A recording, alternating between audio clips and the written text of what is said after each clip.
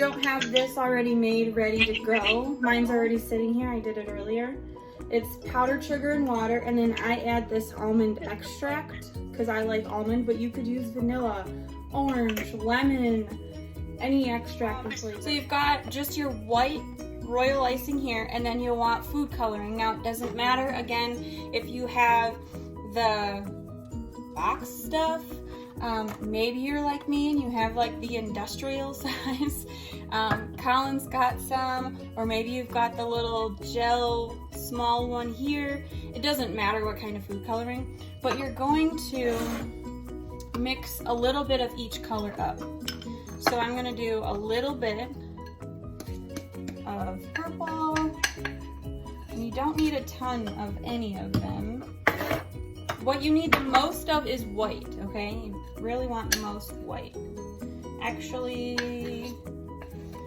I'm gonna start with the marbled ones. Doesn't matter though, you can mix them all, but remember with royal icing, you will wanna keep it covered, whether you've got lids or you've got saran wrap, because it does harden up a little bit, okay? So I'm gonna color it with some blue, and I've got this blue that comes in a jar here, so I need either a knife or something to get it out. So, and the gel food coloring is a lot more saturated. It'll be a lot brighter for your cookies than if you had the non-gel. So a little bit goes a long way. And with food coloring, if you use too much, it'll be bitter. It will not taste good. So a little bit goes a long way. So I've got a nice bright blue color here. And what I'm gonna do, turn this up, it's really bright. I'm gonna put a little bit of white in here. Put some white in my bowl. And my royal icing might be a little too thick. I'm gonna take my blue, and you can use one of these spatulas. This is called an offset spatula, but you can also use just a regular butter knife as well. So this is one of the tools you'll need, something like this, or just a butter knife. And I'm gonna take my blue, and I'm gonna just drizzle a little bit on top of the white. No specific pattern, just drizzle some blue on top there, okay? Now I'm gonna take my cookie, and remember, we want the icing on the top, so flip your cookie over, and all you're gonna do is just lightly dip it in there, and you're gonna let some of it drip off. And you can see already how it's just kind of got a little spiral on there. I dipped it a little too far and I got my fingers in there. And then you'll take your knife or offset spatula, and you have to turn it. I'm trying to show you, but I'm not left-handed, so I have to turn it. And I'm just going to wipe the edge a little bit. And each cookie is gonna look very, very, very different because of the way that it's kind of pooling in your dish here. So I'm gonna do a few of these. Do another circle, and you don't have to add blue every single time because there's still blue in the dish here, and we'll see what colors we might come up with. And you can use whatever colors you want too, remember. Shake some of it off.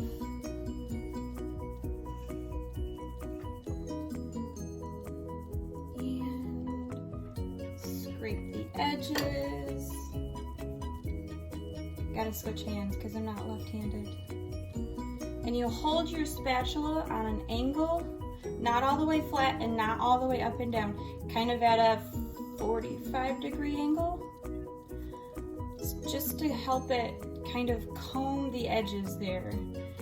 So this one's got a little swirl in the middle. And then I have a unicorn cookie cutter, but when you have a unicorn cookie cutter and the horn falls off, then it turns into a Bronco cookie cutter. So I'm gonna do a blue and white Bronco. But this time I am gonna add a little bit more blue because I want it to be really blue. Is that a good, you just swirl it in the white and the blue? I'm just actually dropping the blue on top. I'm not even mixing them together They will mix together, so be careful. If you're using like red and green at Christmas time to get a cool swirl, it'll do a few really cool ones and then it'll start to turn brown. Your colors will mix eventually. I don't know if my bowl is big enough to do this one. Technical difficulties, you have to make sure your bowl is big enough to do your cookie.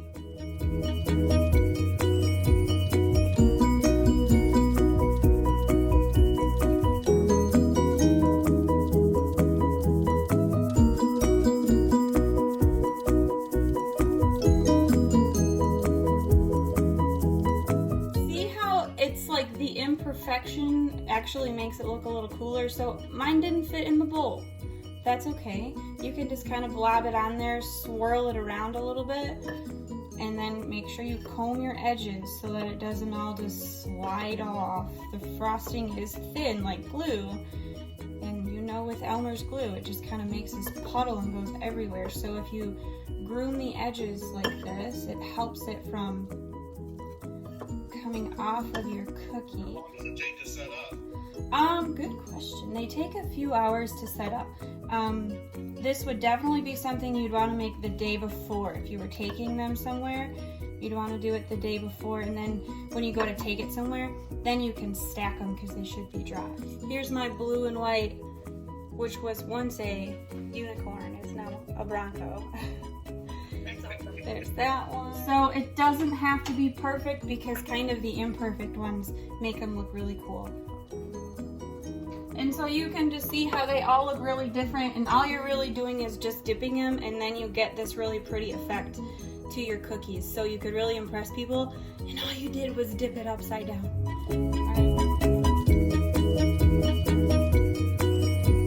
So you can pick any colors you want today. I'm gonna stick with the I'm gonna stick with the black, blue, and purple family, but you can use any colors that you want today. Now we've got white icing here, and we want it to be black. Too much food coloring makes it bitter, so a small trick that you could do, which I forgot to get it out, go figure, is add cocoa powder. Because cocoa powder would give it a little bit of a chocolatey flavor instead of the bitterness of the food coloring, and it also turns it brown, so it gives you that little base to start with. Okay, so I'm just gonna use this blue here. I'm kind of a use and reuser, and I'm going to add a little bit more royal icing to it, and I'm gonna turn this black because I've already got blue right here. I need blue, purple, and black to do my galaxy cookies. And so for the black, the little trick I want to show you is to shake in some cocoa powder, just because it helps it darken, right? That's our goal. We want it to be dark like black without making it bitter.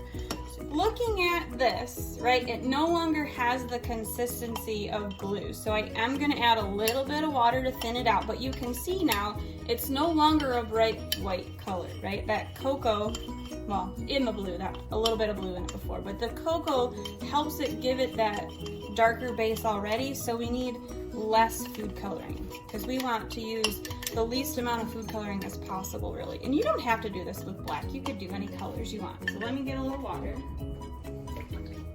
And when I say little, I mean like half a teaspoon at a time. Just a little tiny bit of water goes a long way. This is my black food coloring. It's a really big container, but a little bit of black. And you'd rather add a little bit and then go back and add more if you need to. And then purple. So I've got 3 different kinds of food coloring here. It doesn't matter what you use. But if you eat your cookie and you're like, oh, why does it taste like that? That's the bitterness of the food coloring, so just a little bit.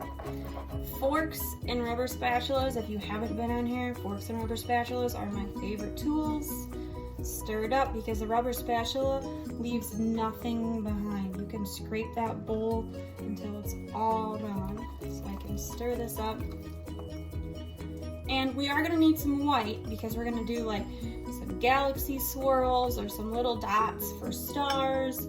So now you've got your 3 colors prepped. You're gonna wanna now mix all 3 colors. So you'll drizzle a little bit of all 3 colors into one bowl.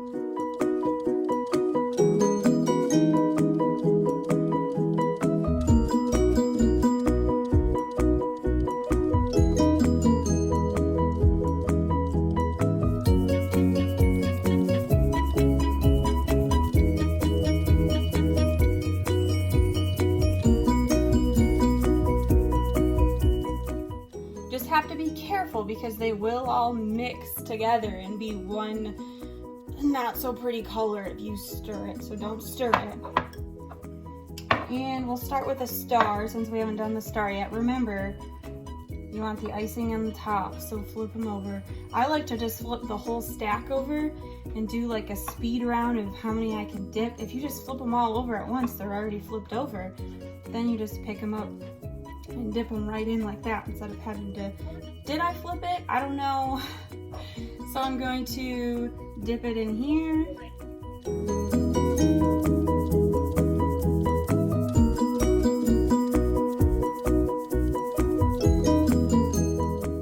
So this one created like some black tips and blue and purple over here. And I'm gonna add a little more black to it. It kind of pops when you add some more black. So I'm gonna put some more black over here, another blob over here.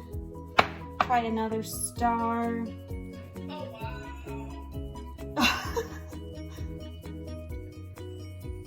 Are you trying this out, Colin? Yeah. Is it looking good?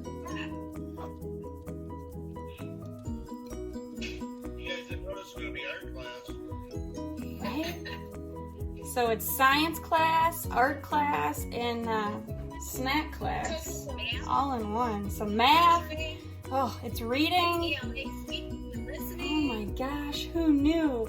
So now you've got like all of your black and purple kind of all smeared together. So take that white that you left to the side, and you could use a little toothpick. I always say Q-tip, not a Q-tip, a toothpick.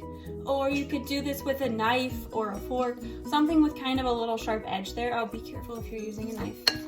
And dip it into your frosting, okay? And then just put a little swirl on your cookie, right? Give it a little swirl, an imperfect type swirl, and that will give you your little galaxy. Or you can do dots to show that there might be little stars in there. And because it's not hardened, it'll all come together as one smooth surface.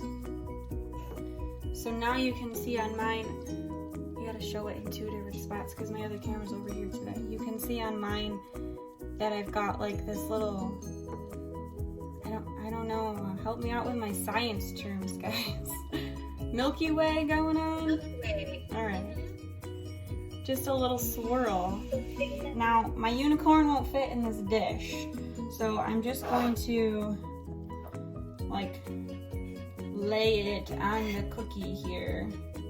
Ideally, you want your cookie to fit in your dish, so measure your cookie in your dish before you start. This is a really big cookie cutter, this unicorn one I have here. And try not to smear it so my colors don't get all mixed together.